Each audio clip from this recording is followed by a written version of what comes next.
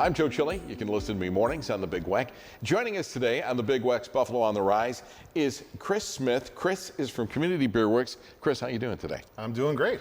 I noticed you brought your own beer with you right there. It's a great day for a great beer. Let's talk a little bit about this. You have a new beer. It's a single order IPA, and now make sure I've got this right. It's specifically tailored to go with wings? It is. We designed it in our culinary lab at our tap room. Our chef and brewer got together and profiled a beer that would match perfectly with what we think is the perfect buffalo wing sauce. Now, does this make wings taste better? I think it does. I think we pull out the flavors in wings with this beer. I think there's citrus and malt notes into it that actually do play into a lot of the common flavors that you find in a mild to medium chicken wing. Now, but it doesn't taste like a chicken wing. Okay. I want to be clear about that. All right. But do you make a beer that will actually take the heat away if you're eating suicide wings? Ooh, would that be tough? That would be tough. That'd be a tough thing to do. Okay. We get lactose-based beer might help. Some of the smoothie beers you might see, the big thicker ones, that might help with the wing heat. But really, the idea was that there's a universal thing in Buffalo that we do is get together for pizza and wings. Someone comes home, you meet them, pick them up from the airport. What's the first stop on the way home? Oh, absolutely. Pizza and wings. Pizza and wings. All the family's over. What's the beer for that spot? That's where we start when we make a beer, is we try to find beers for moments and experiences. All right, now I mentioned the fact that this is a single order IPA, but what is an IPA? For those of us that aren't beer connoisseurs. Sure. IPA stands for India Pale Ale. It was originally designed essentially to keep ale fresh for sailors as they left England around the Horn of Africa to India. So they would put hops in them to preserve the beer. So it would keep the bacteria from growing, it would keep the beer fresh, it would keep it drinkable, barely, but it would give them alcohol on the trip. So over time, that beer style grew pretty popular among sailors, and of course, sailors take a style around the world. So it's one of the most recognized beer styles in the world. It's one of the styles that's made in almost every country, and it's delicious. I guess IPA is to beer as what spinach is to Popeye. Kind of like that. It could be. I'll say that. People have I think people have a forward thought about IPA that they maybe were introduced to them maybe 10 to 15 years ago, when they were more piney and bitter. It's a little different now. These beers are a little sweeter. They're a little creamier on the mouth and the mouthfeel. They're softer, more pillowy, a little more citrus flavor.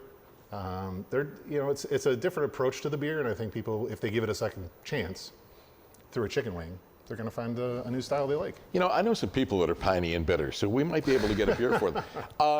And is this your most popular beer, the Whale Brown Ale? Oh my gosh, this is one of the first beers we made.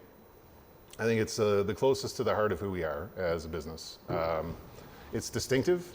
We layer English malts to create this beautiful caramel, coffee, toffee flavor that is really light and drinkable. That's what's surprising about this beer.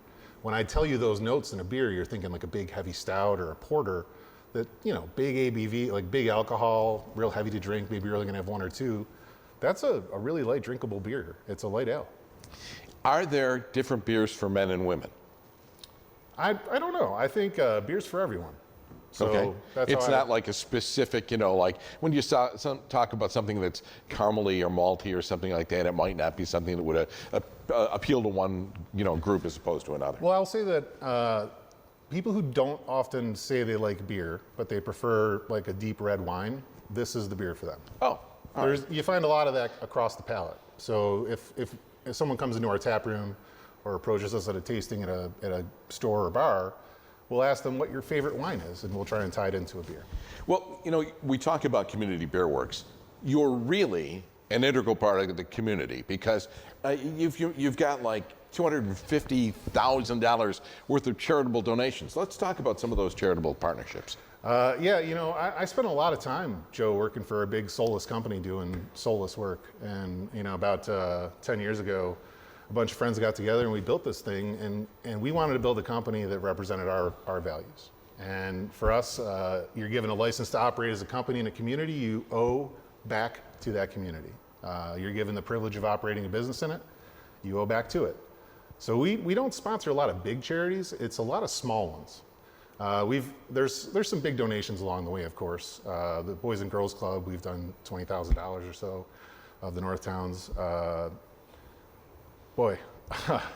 Shortly after Gord Downey passed, we made a sizable donation to the Willowbrook Foundation. It's about $40,000. Money we raised here and money we donated ourselves. Massachusetts Avenue Project, the Birchfield Penny, Albright Knox we've been partners with. I mean, you name an organization in this town, we've partnered with them and tried to support them. Well, these are the grassroots organizations in Buffalo that you're talking about here. And in our final minute or so, is that how you describe your mission, being about community? I think we're about creating experiences in the third spaces. I think that the pandemic made us realize the value of community and being out amongst each other in positive ways. And when I grew up in South Buffalo, West Seneca, and my family was around taverns, and that's where we celebrated. All of our towny bars and taverns are at the core of our culture. Those are the third spaces of Buffalo. Those are the things that when people say they love Buffalo, that's what they're talking about. Walking in on a Wednesday night and seeing a Sabres game on the TV, neighbors in there, everybody's just having a good time. That's community, that's what third spaces are, and that's what we brew our beer for. So when you think about Community Beer Works. For more information and answers to your questions, contact Community Beer Works Craft Brewery and Tap Room by calling 716-388-2664 or go to communitybeerworks.com. Sponsorship and promotional consideration for the preceding segment was provided by the following: